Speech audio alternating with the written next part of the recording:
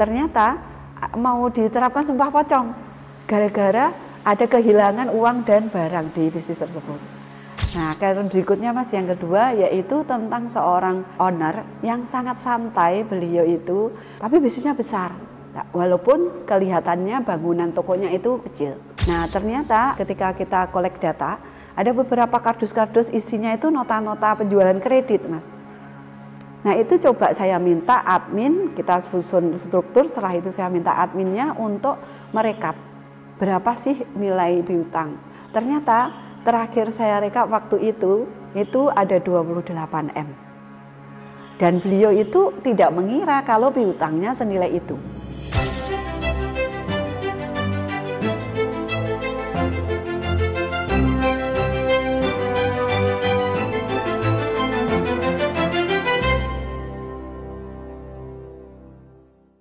Assalamualaikum warahmatullahi wabarakatuh.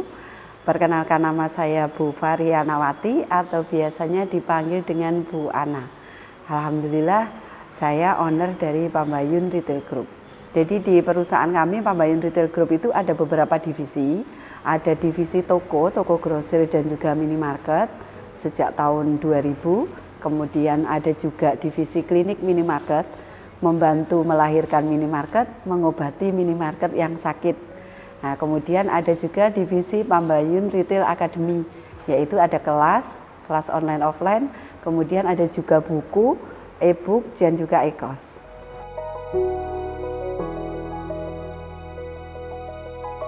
Jadi awalnya saya perawat, kemudian hamil anak pertama, cuti hamil, lalu suami itu dari keluarga toko grosir. Nah, akhirnya saya cuti hamil, bantu suami di rumah. Nah, ketika itu semakin seru mendalami toko, waktu itu masih manual banget. Nah, belajar dari nol, belajar tidak tahu tentang barangnya, tidak tahu tentang bagaimana mengelola toko. Nah, akhirnya saya malah ditinggal suami untuk menjalankan bisnis yang lain. Jadi saya semakin fokus di situ. Nah, itu awalnya seperti itu, 2015 semakin jenuh saya karena dari tahun 1995 sebenarnya terjun di toko waktu cuti hamil itu. Di 20 tahun berikutnya saya merasa sangat jenuh, masa hidup saya cuma segini aja gitu. Nanti lama-lama tua, lama-lama mati, nggak ada apa-apanya saya, tidak meninggalkan apapun. Nah, akhirnya dari situ saya ada beberapa customer yang karena di toko grosir yang kulaan itu warung-warung kecil, toko-toko kecil. Mereka waktu itu lagi resah karena banyak minimarket modern yang mau buka di sekitar mereka. Lalu mereka mau tutup. Nah, akhirnya saya kayak dapat ide, wah aku harus belajar ilmu bisnis retail gitu. Nah, karena selama ini banyak sekali pengusaha retail yang mereka itu menjalankan bisnisnya itu tanpa ilmu. Pokok kulaan, pokok didol, ya itu cuman gitu terus. Nah, akhirnya patah tumbuh ya, silih berganti, ada yang collab, kemudian ada yang buka lagi seperti itu. Nah, awalnya titiknya itu dari belajar bisnis retail, belajar ilmu manajemen bisnis retail. Saya ikut komunitas, kemudian beberapa kelas saya ikuti, kemudian ada beberapa di komunitas yang saya ikuti itu meminta untuk jadi pemateri.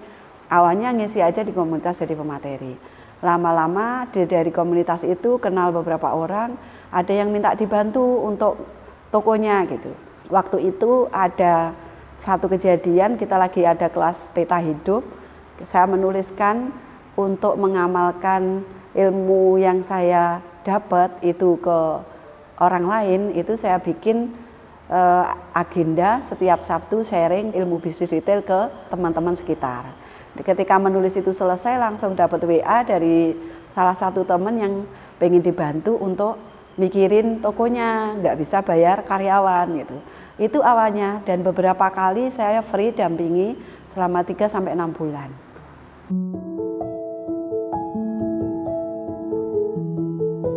Jadi pada waktu 2015 titik jenuh saya itu mengatakan bahwa saya kalau tiap pagi berangkat ke toko kemudian pulang lagi kayaknya manfaat hidup saya itu kurang. Nanti kalau saya meninggal saya tidak meninggalkan apa-apa, kemudian saya tidak bisa berharap untuk saldo rekening akhirat saya siapa yang ngisi itu. Nah, akhirnya banyak teman bilang saya kalau menjelaskan enak dipahami. Nah, akhirnya saya belajar ilmu itu supaya saya dapat melakukan atau menyebarkan ilmu yang bermanfaat nanti. Jadi 3 yang saya jadi pegangan saya itu. Yang pertama itu wa ma khalaqtul jinna wal insa illa liya'budun. Tidaklah diciptakan jin dan manusia kecuali untuk beribadah kepada Allah. Jadi bagaimana bentuk ibadah saya gitu. Berikutnya khalifah fil ard. Kalau kita di muka bumi sebagai wakilnya Allah, saya itu mengambil peran apa sebagai wakilnya Allah di muka bumi. Sementara saya seorang pedagang, saya seorang pengusaha toko grosir waktu itu. Nah, akhirnya berikutnya lagi 3 amalan yang tidak pernah putus itu membuat saya terhentak untuk belajar ilmu retail. Jadi amal jariah, kemudian ilmu bermanfaat dan doa anak soleh solehah. Saya sering iri kalau ada perpisahan di sekolah itu, guru-guru itu seolah-olah panen dengan ilmu yang bermanfaat, sementara saya nggak ada sama sekali. Nah, akhirnya saya ingin menjadi orang yang bisa memberikan ilmu yang bermanfaat.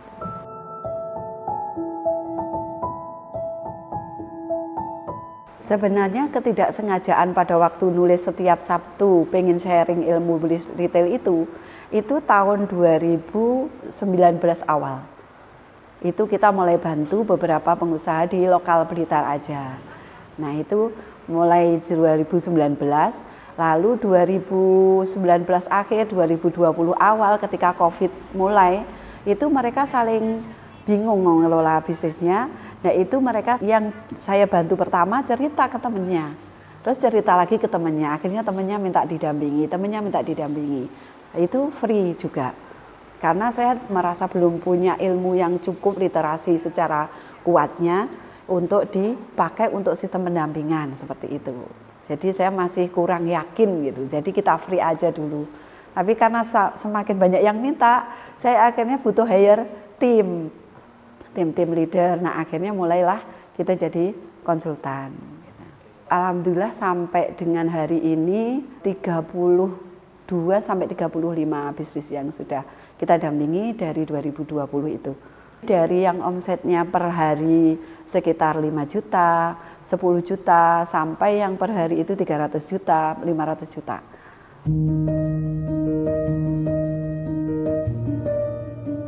Karena saya dari perawat ya Mas, jadi saya memakai konsep SOP-nya kayak rumah sakit, kayak klinik. Namanya juga klinik minimarket. Jadi ketika ada orang yang mengeluhkan bisnisnya ke saya akan lakukan observasi.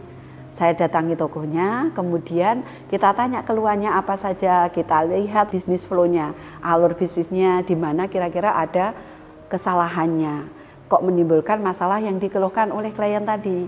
Setelah itu saya ambil beberapa data yang dibutuhkan, lalu proses mendiagnosa penyakit, sakitnya apa gitu. Nah, ada rumusan masalah, ada rumusan solusi, lalu itu kita sampaikan ke klien. Jadi biasanya kalau di tubuh manusia ada sistem pernafasan, sistem pencernaan, sistem reproduksi, peredaran darah gitu ya. Kalau di bisnis saya memakainya itu ada 6 sistem. 6 sistem itu ada tentang manajemen inventory, yaitu tentang barangnya, material, kemudian money itu manajemen keuangan, man itu tentang manajemen pengelolaan karyawan, kemudian marketing itu tentang marketing retailnya, yang kelima itu tentang metode atau sistem bisnisnya, sistemasi bisnisnya. Yang keenam itu tentang margin, yaitu penyediaan peralatan di bisnis retail. Nah, kita bagi permasalahan tadi menjadi 6 bagian ini. Nah, ketika misalnya sakitnya demand, berarti tindakannya apa, resepnya apa gitu. Nah, kita sampaikan semua ke klien. Jadi kalau klien sudah jelas, setelah disampaikan mau dieksekusi sendiri silahkan. Kalau minta kita dampingi, kita agendakan. Gitu.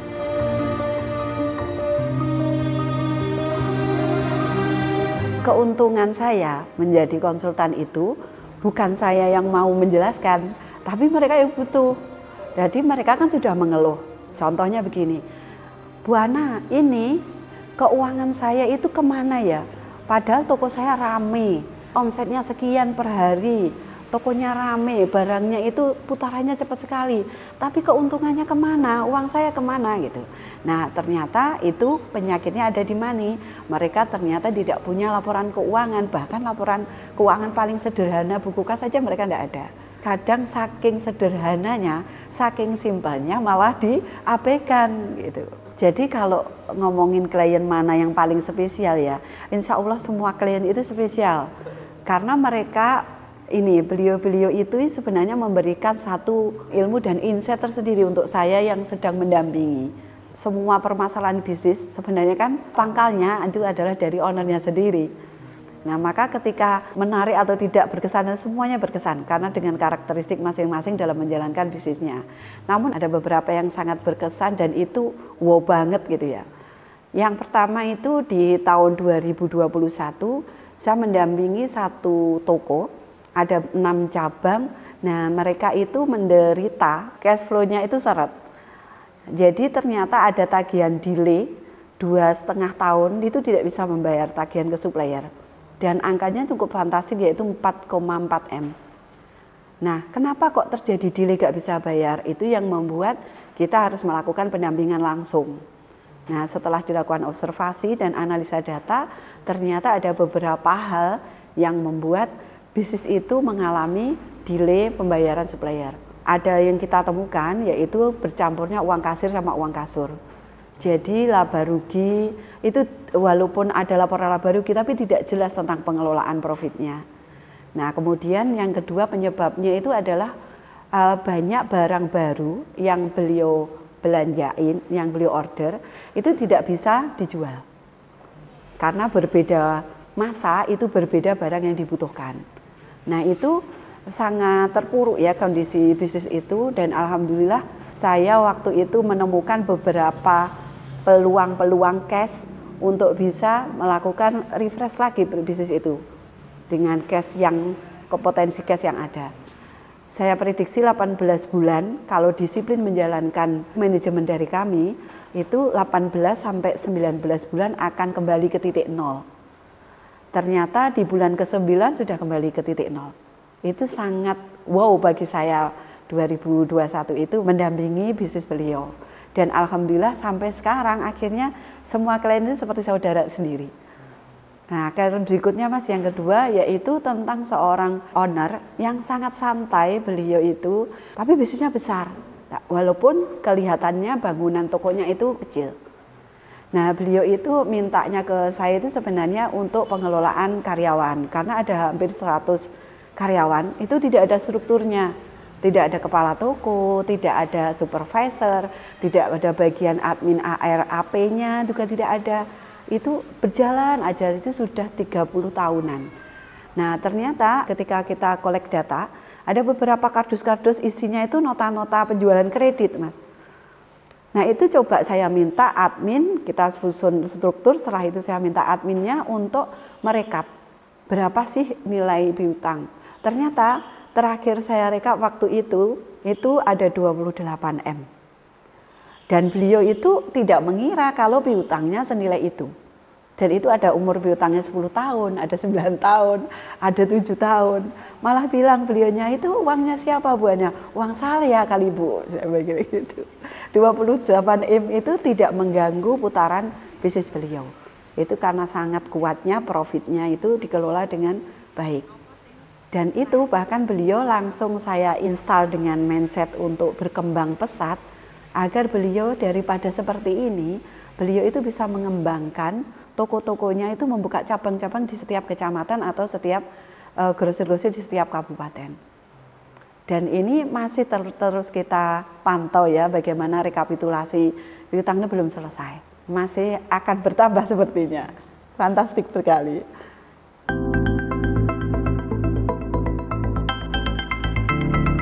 Jadi kalau bisnis retail itu banyak sekali jenisnya.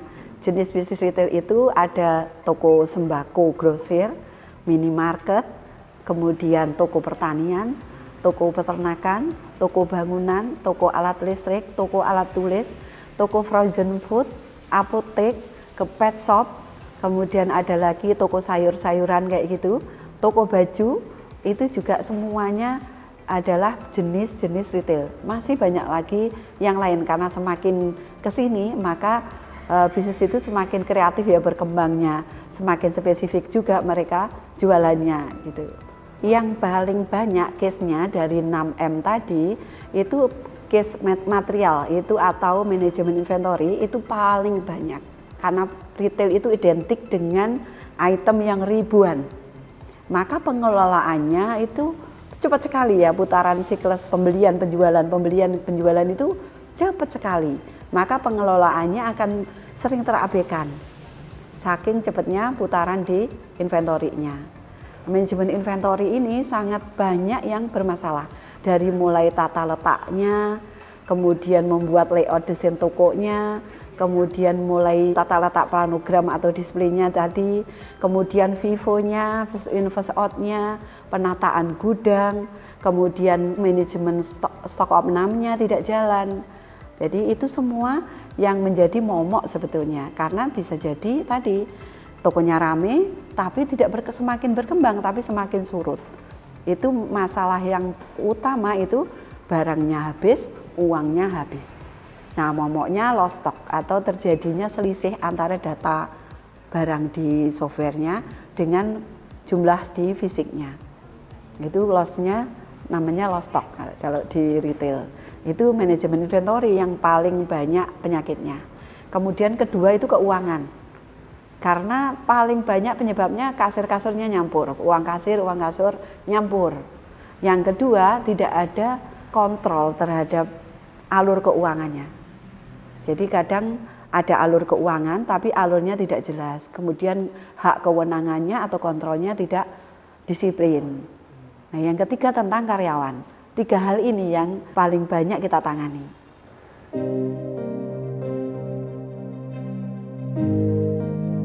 Alhamdulillah 90% kita itu mendapatkan klien transisi.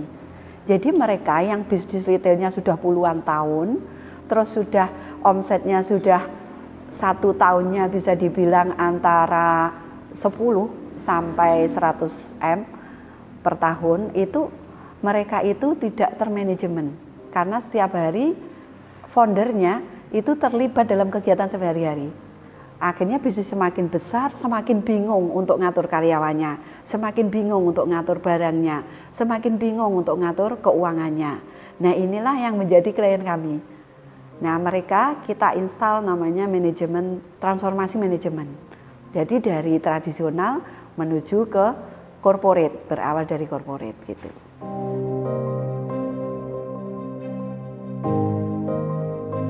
Alhamdulillah ya, kemarin itu dari apa yang kami jalani, mendampingi itu, akhirnya muncul antrian yang panjang, Mas. Antrian yang panjang, kemudian akhirnya saya mikir, ini gimana ya, kasihan juga kalau tidak segera ditangani gitu. Kita terbatas timnya, kita terbatas waktunya juga, banyak yang antri, akhirnya kita bikin kelas, Mas. Bikin kelas, saya juga ingat banget ketika saya awal menjalankan bisnis itu, nggak punya guru, Mas. Maka menjalankan bisnis tanpa ilmu, siap-siaplah akan masuk ke dalam lubang-lubang yang bisa membuat kita itu bangkrut, kolaps seperti itu. Maka belajar ilmu bisnis sebelum menjalankan bisnisnya itu penting sekali, Mas. Setidaknya mengurangi resiko-resiko yang akan muncul dalam perjalanan bisnis itu. Akhirnya kita bikin kelas. Nah, kita bikin kelas, awalnya kelasnya offline, 5 hari, kita insya Allah tetap agendakan kelas offline setahun sekali. Kemudian karena jaraknya peserta itu domisilinya jauh-jauh ya, banyak yang dari luar kota, banyak ada dari Papua, ada yang dari Kalimantan, Sumatera, maka kita bikin kelas online. Nah, kelas online ini kita buat 3 bulan sekali, Mas. Nah, ini menjawab tentang kebutuhan teman-teman supaya teman-teman bisa belajar ilmu bisnis sebelum menjalankan bisnis retail. Bagi teman-teman yang sudah kadung jalankan bisnisnya, berarti segera diimbangi dengan terus belajar di bisnis retail ini. Nah, kita bikin kelasnya 3 bulan sekali. Yang online itu 3 bulan sekali, 13 kali pertemuan. Itu membahas tentang manajemen dari 6M tadi semua. Ini kita akan kasih ilmunya supaya teman-teman yang tadinya ngantri awalnya gitu, ngantri untuk pendampingan itu bisa selesaikan masalahnya sendiri. Karena kita ilmunya bukan ilmu teoretikal ya, tapi lebih praktis, implementatif, jadi bisa langsung dijalankan setelah teman-teman ikut kelas kita gitu. Nah, ini kelasnya itu 13 pertemuan, kemudian pertemuannya itu seminggu sekali. Kemudian malam ya, jadi teman-teman ketika sudah siang sibuk di toko, malam sudah begitu agak longgar gitu bisa ikut kelas. Nah, kelasnya juga ada PR, dan PR itu memaksa teman-teman itu untuk praktekkan ilmu itu sehingga cepat terselesaikan masalah dalam bisnisnya.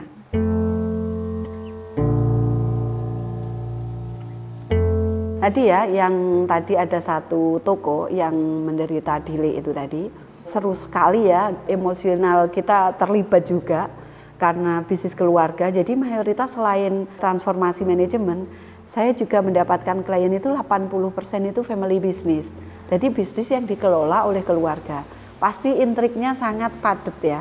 Di dalamnya itu banyak pengambilan keputusan yang terbagi-bagi di dalam anggota keluarga. Kadang-kadang kurangnya koordinasi dan komunikasi membuat bisnis itu akhirnya pengambilan keputusannya suka sporadis gitu ya, nggak bisa menyatu jadi satu puzzle yang menuju ke depan.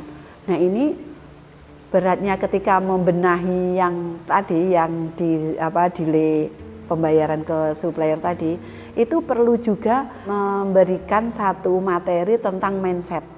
Bagaimana corporate mindset, bagaimana kita berpikir sebagai seorang pengusaha yang punya perusahaan, bukan hanya seorang pedagang biasa.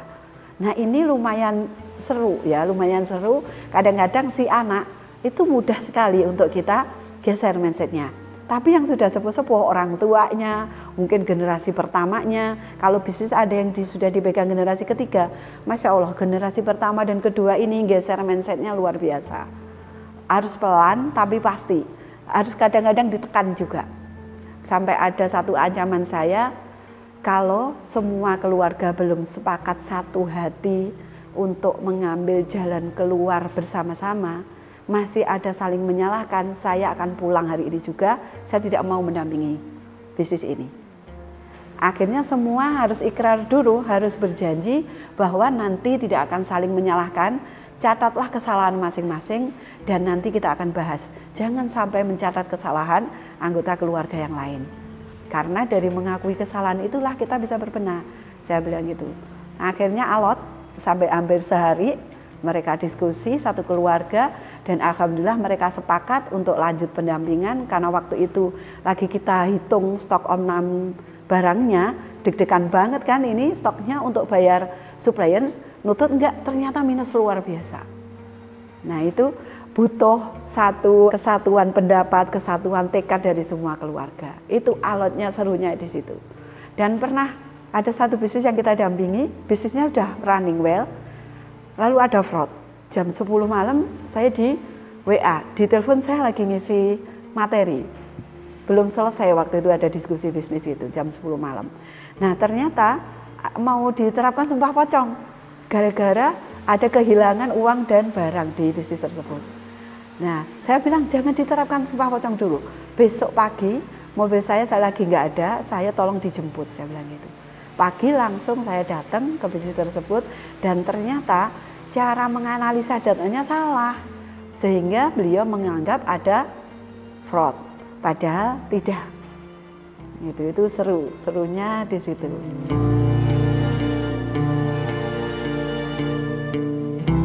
Betul, banyak sekali. Tapi biasanya ketika ada defense seperti itu ya, terus ya berarti Bapak nggak perlu bahaya ya, saya pulang aja kalau begitu gitu. Awalnya gitu, ngakak-ngakak dulu gitu ya. Oh ya Bu, maaf Bu, bukan begitu maksudnya. Tapi saya itu biasa menjalankan dengan cara seperti ini dan dari 700.000 saya modalnya, sekarang aset saya sudah sekian puluh M misalnya seperti itu. Nah, kita sampaikan ternyata bisnis itu sekarang tidak seperti dulu. Perubahan behavior masyarakatnya, marketnya berubah, itu menuntut kita juga berubah. Kita sampaikan itu tentang bagaimana Nokia hancur, bagaimana Tupperware itu tutup. Nah seperti itu kita sampaikan. Selain itu kita biasakan jelaskan 5 level rezeki. Level rezeki yang pertama itu level rezeki yang dijatah. Jadi kita nggak ikhtiar pun, semua makhluk hidup baik yang melata atau kita manusia pasti sama Allah dijatah rezekinya. Yang kedua, rezeki karena diikhtiarkan. Jadi Allah akan memberi sesuai dengan apa yang diikhtiarkan. Nah, yang ketiga itu rezeki karena bersyukur. Kemudian yang keempat, rezeki karena taat, akan diberi jalan keluar dari arah yang tidak disangka-sangka. Yang kelima, rezeki karena bertakwa. Nah, rezeki yang diantar sama Allah, kita nggak usah nyari, rezekinya udah diantar. Bisa jadi sebelumnya dengan tidak memakai ilmu apapun itu untung-untungan karena Allah begitu murahnya, bisa jadi karena penjenengan bertakwa sehingga rezekinya diantar. Apa sekarang tidak bertakwa? Belum tentu juga. Bisa jadi Allah ingin jenengan berubah lebih baik lagi, berikhtiar lebih keras lagi. Karena bisa jadi Allah sudah siapkan level bisnis yang lebih besar. Kalau jenengan jalankan tetap kayak gitu aja, nanti masalah seperti yang sekarang kita bahas ini akan semakin besar masalahnya. Jadi kita harus disiapkan dulu otot-ototnya untuk menerima ijabah doa kita, bisnisnya semakin besar. Maka kita harus dikuatkan otot-otot untuk dikasih ujian-ujian dulu. Nah biasanya itu agak ini, oh ya juga ya, bisa jadi untung-untungan saya ya gitu.